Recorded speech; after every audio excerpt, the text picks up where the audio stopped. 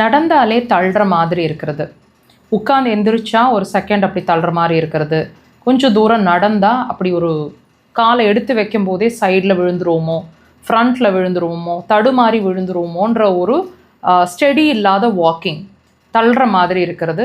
சிலருக்கு வந்து இது கிடினஸ்ன்னு கூட ஃபீல் பண்ணுவாங்க. இந்த மாதிரி நடக்கும்போது தள்ளுற மாதிரி இருந்துச்சுன்னு சொன்னால் இந்த பாயிண்ட்டை வச்சு ட்ரீட் பண்ணிக்கலாம். லொக்கேஷன் பாருங்கள், பாமோட உள்ளங்கையோட முடிவு அந்த க்ரீஸில் அந்த பாயிண்ட்டை மார்க் பண்ணியிருக்கிறாங்க. இது எப்படி லொக்கேட் பண்ணலான்னா, உங்களோட இந்த 2 விரல்களை இப்படி ப்ளேஸ் பண்ணுங்கள், அந்த க்ரீஸ் மேலே, அதாவது அந்த ரேகை மேலே ப்ளேஸ் பண்ணுங்கள். இப்படி கொண்டு வாங்க. கொண்டு வந்தீங்கன்னா நடுவில் எக்ஸாக்டாக மார்க் பண்ணியிருக்க இடத்துல அந்த பாயிண்ட் இருக்குது. 2 கைகள்லையுமே இதே இடங்களில் ப்ரெஷர் வந்து இப்படி கிளாக் வைஸ் டைரெக்ஷனில் டீப்பாக இருக்கட்டுங்க. ப்ரெஷர் கொடுக்கும்போது கைகளை நேராக வச்சுக்கோங்க. ப்ரெஷர்ஸ் இல்லைனா பெயின்ஃபுல்லாக இருக்கும் அந்த இடத்துல நீங்கள் ப்ரெஷர் கொடுக்கும்போது. உடன் இன்ஸ்ட்ருமெண்ட்ஸ் வச்சுருக்கீங்கன்னா ப்ரெஷர் மைல்டாக இருக்கட்டும், டீப்பாக இருக்க வேண்டாம். பெயின்ஃபுல்லாகும், இல்லைனா கை ஃபுல்லாக ஒரு மாதிரி குடையிற மாதிரி இருக்கும். பார்த்து ப்ரெஷர் கொடுங்க.